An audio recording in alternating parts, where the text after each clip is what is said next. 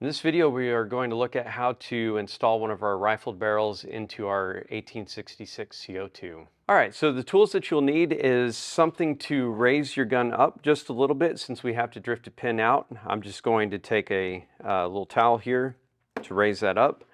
We need to do that because we're going to drift this pin out. And to drift that pin out, you'll need a punch and a small hammer or mallet to get that out. It's also important to make sure that you have checked to make sure that you don't have any CO2 or any shells in your gun. So make sure it's unloaded before you begin this procedure. You'll see there's this pin that's right here. That pin needs to be drifted out. So you want the right hand side of the gun facing toward you, and we're just going to punch that straight down and out. If you've got one of the gold versions, you want to make sure that you are very careful not to mar the surface.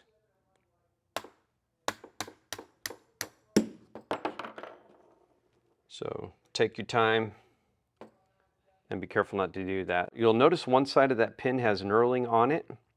That's the side that's going to be facing you when we reassemble this. So for now, we're going to set that to the side for safekeeping. Once you've done that, you should be able to separate your gun apart. You're going to remove the barrel, and this little spacer should come out as well. On this side of things, you need to make sure that you get this little seal out of there as well. So go ahead and set this aside for safekeeping. We're going to choose one of our barrel kits here. It looks like I grabbed the 22 caliber one. We also have a 177 rifled barrel kit. So if you prefer to shoot 177 but you're wanting accuracy, get that one. If you want to get just a little more muzzle energy and have the easier handling 22 caliber pellets, the 22 kit is best for that. Of course, I'm marring up the packaging. Sorry, Barra.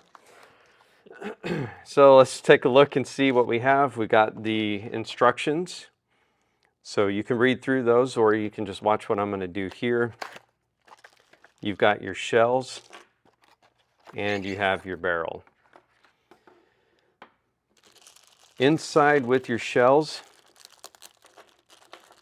is going to be the 22 version of this seal, and that's going to go on one end of your barrel.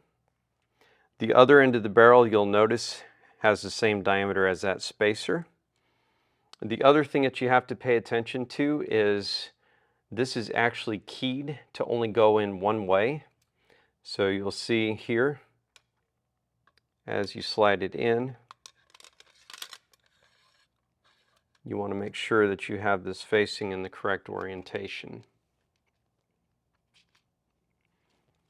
So you'll see this shoulder that comes out, that's going to be on the left side of the gun. You just want to press that in there. They are also different sizes. Once you've got that pressed in, you can then insert your barrel.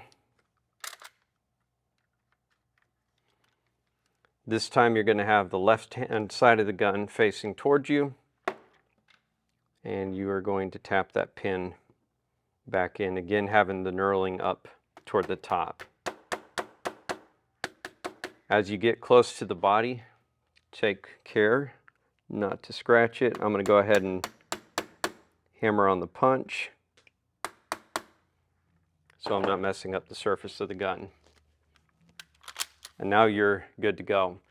One thing I will point out is if you are switching calibers, to make sure that you pay careful attention to which barrel you have in there. Our 22 colored shell or caliber shells are colored silver. Our other shells are colored gold. But just keep track of what you have in there. You do not want to try to shoot a 22 caliber pellet through a 177 barrel. So please take note of that.